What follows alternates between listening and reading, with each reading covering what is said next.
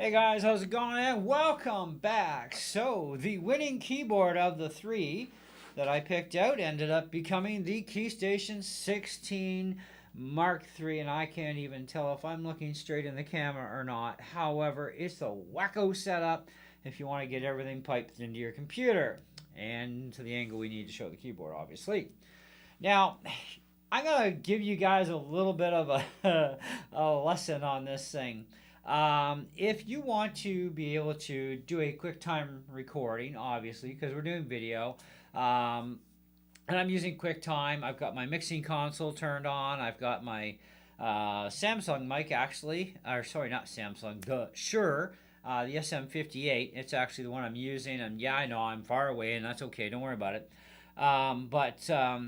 To be able to hear the MIDI keyboard, and to actually be able to use it, period, you can't actually have Logic running or even GarageBand and playing through at the same time as trying to record your video on your computer with QuickTime with a, in this case, continuity camera being my cell phone.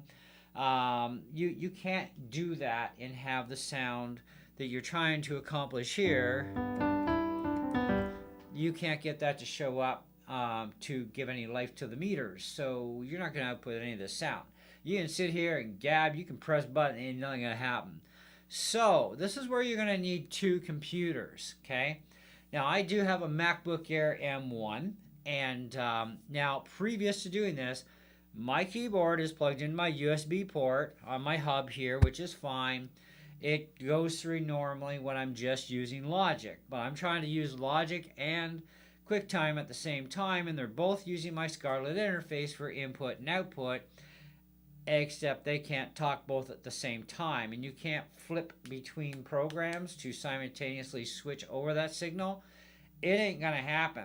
And because you don't have a headphone jack on a MIDI keyboard, because all it is a board of buttons that does nothing unless it's plugged in with a USB cable and you have the appropriate MIDI software instrument, in which case we're using a Steinway grand piano on GarageBand on my M1 MacBook Air, which I am seriously considering. We might be going to an external drive and putting Logic on here and using that as a boot drive. That, or I'll hook my Mini back up, my other Mini. But then again, I don't have a screen for that now, so we might just have to use the Air. I'm running low on drive space. That's the problem with a 256 gig drive. I mean, once you get your stuff on there, it's kind of like, okay, so that's a bit of a problem. Anyway, but we did manage to do this because I'm using my MacBook Air. Keyboard's plugged into the hub. My sound output cable is a stereo 1/8 inch to 2/4 inch jacks going into channels 5 and 6 combo on the board here. So now I can actually pipe all of this audio through, and when I take a look at my meters here on the board, which will pop up, and you can see that it's moving. And my way in which I'm monitoring the audio obviously is through my headphones, because if I turn the actual reference monitors on, wow, we're going to get feedback obviously from the microphone, so we don't want to do that. Anyways, so now that we've spit out that for the last 4 minutes, let me tell you about the Keystation 61 Mark III. Now, it was $219 Canadian, which is actually a pretty good price, considering you do have 61 keys. They are semi-weighted, they are full size, and they actually look the part of a real piano key too, even from the front side. Unlike the cheaper boards, well, they kind of look a little cheaper. They are a little cheaper, but it doesn't really matter, because I've even seen some really expensive synth boards that have like the cheap keys, and they're not weighted either. But we're trying to get to a bit of a somewhat of a natural feel in the keyboard, and having semi-weighted keys really does help your playing capabilities, especially if you're already used to fully weighted ones. Yeah, you kind of get spoiled, right? But it's really easy to change a few things on this. I still have a lot to go through yet, obviously, but I wanted to let you guys know which keyboard out of the three did win out. The Oxygen board, although nice, that is more for somebody who's probably a lot younger than me that really does have the sponge in the brain to absorb all that high techie stuff that I just can't be honestly bothered with anymore. I mean, I got enough dealing with Logic and GarageBand and all the other stuff I do. I don't really need a keyboard that I'm going to have to learn how to program a whole pile of stuff. I just want to use what I need for instruments in the program and just do my thing. And that is exactly what this does for me. Kind of like when I had the big Glory Toy Yamaha 650s, 660s, and 670s. They are outstanding keyboards, okay? I do kind of miss the 670 a little bit. Not that much, okay? I am enjoying having my floor space back. And 61 keys actually works out quite well for me for having this on the desk, and I don't have to worry about a keyboard stand, and I just have to adjust my seat height, and away we go. So now one thing you'll notice if you really listen, this is down in the lower register here, right?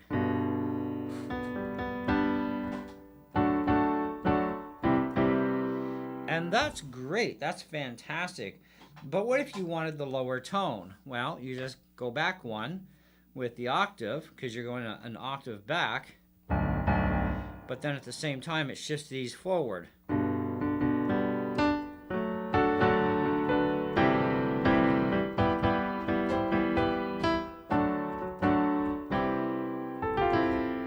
So it becomes more of a normal full-size keyboard up to at least this part, because even that changes, okay? So when you go to here and everything's shifted this way, so you lose that bottom end, that's your normal end, right? So I'm kind of actually quite comfortable with being in this area, but if I do need that bottom end, I can do this on the fly, and I could achieve whatever chord I'm going after that I need that low end of the throat for, and then just pop back at the same time and get back exactly where I want. So it kind of leaves you some options that are really good, right?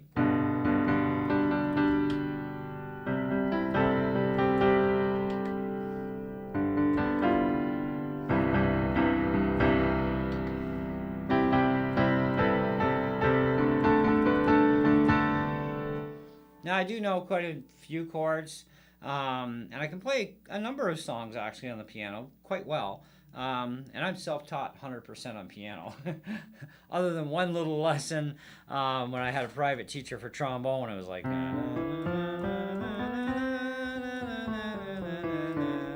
and now I know I'm not using the right fingers, but you get the idea, right? I learned the scale. But I like this one. I think it's worth the 219 bucks. We all wish things were cheaper, but hey, you get a lot here for the money, okay? I mean, seriously. You do have modulation, you do have pitch, which you can do a lot of funky stuff with, you know. And you can mess around with the modulation control. There's a few other features here with different buttons that I haven't even opened the manual for yet to see what I can do with those. And then you got all this stuff up here, and including transposing to as well that you can do, which transposing is a little bit different than octaves. Obviously, but I haven't figured out completely how to use it. I know it has to do with the advanced button here, but haven't quite got that far yet. But today I just want to say, okay, this is what I ended up purchasing, and I think that this is a great MIDI device. I've had the Nexstar 49, which actually was a pretty good keyboard too.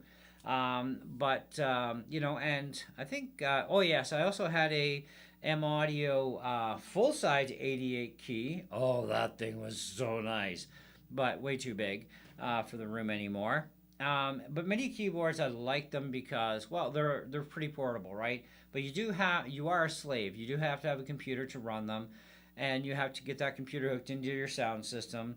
And for live performances and stuff, if you're going to do that, a laptop will get the job done real slickety-split, and you can easily wire your laptop from the stage into a sound system, and yeah, away you go. So lightweight, portable, very functional. Now how many keys you need depends on the kind of music I guess you're going to do on the thing. But I'm quite comfortable with 61 keys on my desk, and I can do everything I need to do within the 61, and I have the octave changing that I can do as well, all that jazz. So if I need the next strip up, like say from here, right, now I know if I go one back, I go to here, I go to the red zone, I can really get some nasty cool stuff going. Yeah, I think that's about as low as we go. So that's 1, 2, 3, and balanced again. Ta-da-da! And then I can go ahead the same direction too. So it opens you up to an awful lot. Okay, so that's key. But yeah, I'm happy with the purchase. I think it's a great little keyboard. Check it out for yourself. Maybe you want something different. Maybe you need something different. Maybe you're a lot younger than me and you can absorb all that stuff. But I'm just kind of like at that point now in my life where it's like, okay, I need this to do this, and that's freaking it. You know, like, give me what I want and I'm happy. I don't need to know all that other jibber jabber stuff. And so this works out for me. And it works out great for a beginner too, because you know, a lot of people that are beginners, especially those who aren't quite techie savvy, they're going to have a real hard time. So, but, you know, you learn as you go too, right? So, I mean, you can get something with a lot of bells and whistles and then learn it later, and then you have it now, which is an advantage too. I don't want all the extras, so I'm just, this is what I want, this is what I need. But the unfortunate part is, to be able to do a YouTube video where I'm making use of my other gear, I'm making use of my mixer to get the keyboard up and running, I actually have to have literally a second computer running the program to run the computer, and then pipe it out through my headphone out jack from my computer into my board. And that part technically actually sucks. If there is a way around this, I will figure it out, okay? But in the meantime, if anybody else has already figured that out so I can get back down to one computer, please let me know in the comments below. It would definitely save me a lot of headaches.